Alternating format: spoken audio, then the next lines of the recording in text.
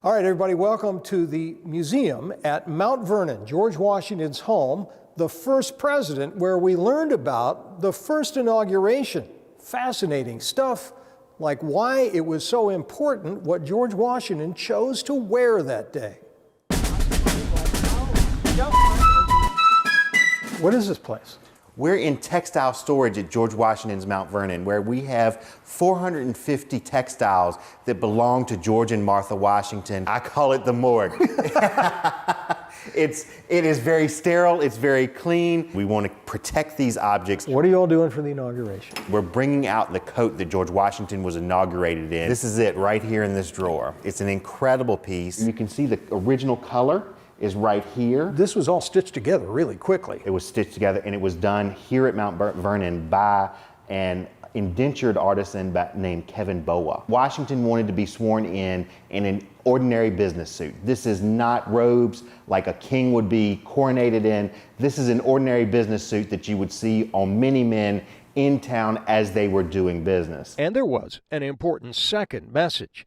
Adam explained it was from fabric made in the USA in the infancy of America's textile industry, which at the time was a really big deal, sparking this conversation. The English dominated the woolen industry from the Middle Ages, and it was a real statement that Americans were taking over some of that business. Textiles were incredibly expensive. They were woven on hand looms. So he was demonstrating American ingenuity, American industry, and potentially American economic power simply by picking this coat. Absolutely. Washington really wants to support these American manufacturers.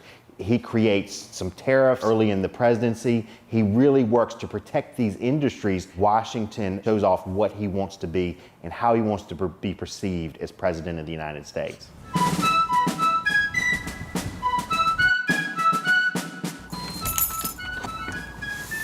So this is our recreation of Washington's library. Wait a minute. Those are George Washington's books? Yes, they are. Yes, they are. God. And that's when Mount Vernon's Special Collections librarian Caroline Sharp showed us some of the documents demonstrating how Washington followed through, all the way to his final statement to the public as president. Washington's farewell address is him announcing to the public that he will not run for a third term. In all of these things, Washington is formatting the presidency because it is unprecedented. So in Washington's farewell address, he is setting the precedent for a two-term limit.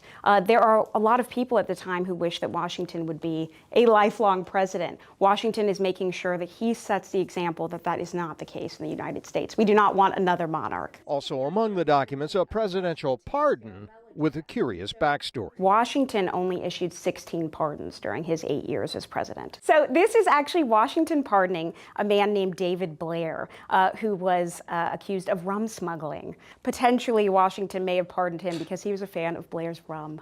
This is a sash that George Washington wore. Back in the morgue, we looked at more fabrics. After George and Martha Washington died, family members got their clothing and chopped it up and gave it to people as gifts, as relics of George and Martha Washington. The buttons on Washington's inauguration suit are missing for the same reason, but the message this artifact communicates has survived. He was a man of the people. He wanted to appear to be a man of the people. So it really matters what a president wears. It really matters what a president wears. If you want to see that coat yourself, you can. You can come to the museum here. It will be on display until February 3rd. It hasn't been displayed here at Mount Vernon since 1963.